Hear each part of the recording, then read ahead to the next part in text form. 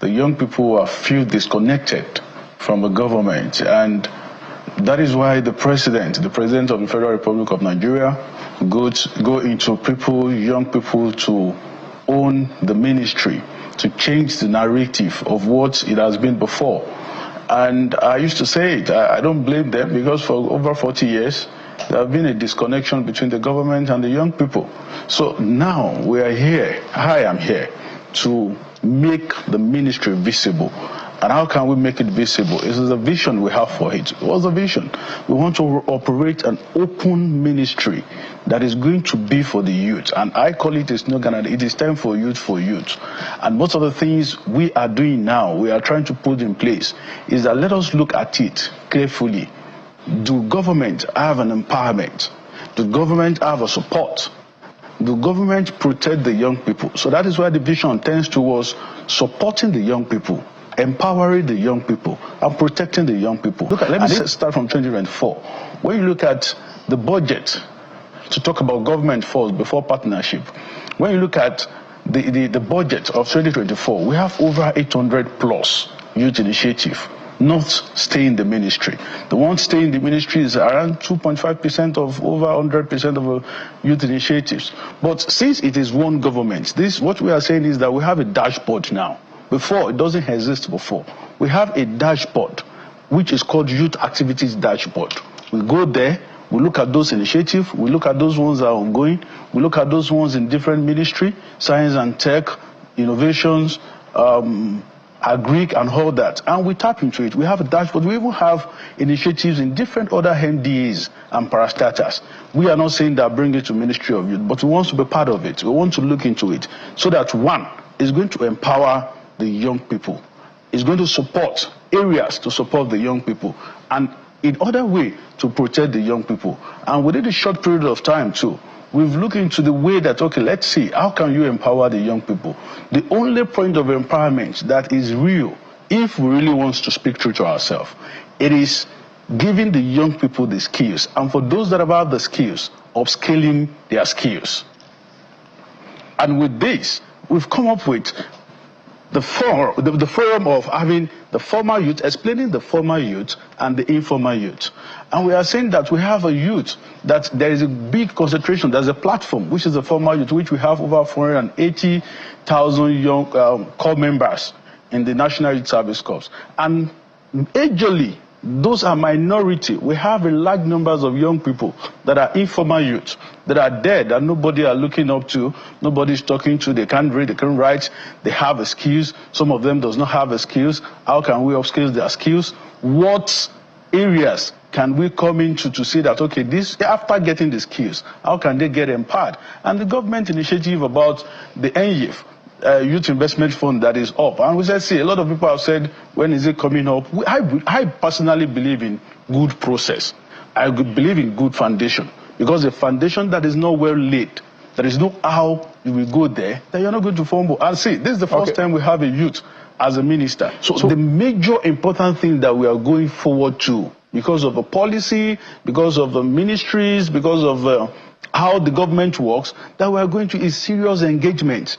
And that is why collaboration, we are setting a space by in the next 2 months. And that is why I don't want to come here or come on any this thing without a figure or without saying that this is what we've done, this is what we are going to do. No, these are the things we are in now. So we are putting in collaboration, and it's because of the arm of the government. When you have a federal government, you have a state government, you have a local government. We are proposing to have a greenhouse where we are going to have where we're going to have an interactive sections within the artisans in each local government. We want to see how we can have a youth 2 skills, and we want to see how we can have a local government a product. And how can we get this? We need an aggressive engagement. We are going to that. We are going to kickstart some in Akwa Ibom, pick 2 in different states, like a startup, collaborate with all the commissioners. And there is no how you can get an engagement, even the road of Lagos, Abuja, or whatever, if there is no collaboration within the hands of the government. And the major solution, that a major problem that we are facing is unemployment. So how can we tackle unemployment? Is when we have growth. How can the growth comes in? the capital and the human capital. Is the president dealing with the human capital? Fine. The capital, fine, yes. You can see that now we said no student should go out of school because he cannot pay school fees. If the state government is doing their own, the federal government is doing their own, there's internal collaboration, it is going to work well. They are going to get off street. Most of the people that are on the streets selling waters and all that is because they cannot pay school fees. But now we are saying if you cannot pay school fees, go and get the student loan. And any government that is talking about getting student loan is telling you that even before you are done with the school, there is a preparation, there is a level of grant that the capital building of a country, economic balance of a country to create an enable environment for the young people to thrive. Okay. So we are moving into greenhouse. Very soon it's going to be active, that we engage directly through the commissioners of the youth, SSA, to the governors, community development, others, donor agency, and everybody. Okay. We put ourselves and we go back to the grassroots. All right. I'm so much concerned about the grassroots, which are the informal youth. What we have in NIA, yes, I call it an initiative that we're trying to put on, Nigerian Youth Academy. Our priority is to put skills to the young people. And we are saying in 2 years, we want to train, either train skilled or unskilled, or try as much as possible to upscale the skills of the young people. Like in 2 years' time, we want to see at least a youth in this country have 2 skills. And over 7 million youth can have the skills because we have drawn the timeline. We are going to open it up both for the formal and for the informal. And we are going to collaborate with the state and the local government so that we can make it work.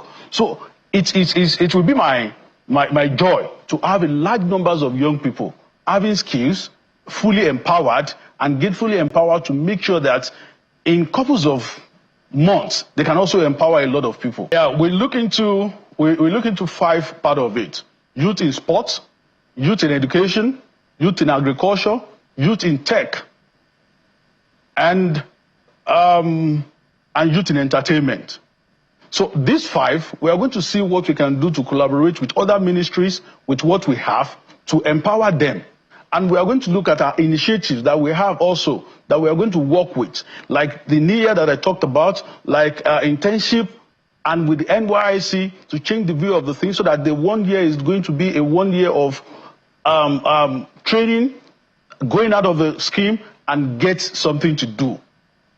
So we have, even if it is the number that you have in the NYC, that's over 480,000. So we are looking at how we are going to engage them and make sure that they are empowered in tech, in agriculture, and education, and entertainment. So we are working to have an initiative that we called Your Act, that's the Youth Act, which we are going to sit down, also partner with different agencies, UN and others, to make sure that we go back to the root where the problem is. You cannot just pick it from the front that, okay, because they are not engaged, fine. That is why they are not thinking well, or they are involved in drug, they are involved in this and that. No, fine. When we engage them, when they know the right thing to do, and we must start from the root. That is why I said with education too, we are going back to the schools. We are going back to everywhere, to go with NAS, National Youth Council of Nigeria, and all other groups, youth groups, to have an aggressive campaign that if you use this, it's not going to help you. If you do this, it's not going to do this. So that we can have a youth that is thinking. The mental health is very important. It's very important to us. And until when you have a youth that thinks straight, that does not take drugs, abuse, or all that, and that is when you can have a country, because it's their country, and the government is their government. So we are making it open. We are looking into it to see that, okay, what can we also do to make sure that the thinking act, to re-engineer and to rescope the brain of how they think about things, how we make sure that they don't use drugs and all that. So it's an aggressive campaign. So from now to the next 1 year, it is engagement, engagement, engagement. When you engage them, when you are not far away from them, when you have an open policy, when you are with your people and you know that they know that you are for them, which we are doing now. We run an open door policy. We want everybody. Ministry of Youth is not a ministry that you need to get an appointment before you see anybody. We are opened and we want to engage them. Go back to the grassroots and let them know that these are the things you don't need to do. These are the things you need to do. So we're also, by next week, the Ministry of Health is going to be launching a youth platform, a platform that is involving the youth on mental health challenges. Okay. And we are doing the campaigns, we are partnering with people to make sure that we get this done.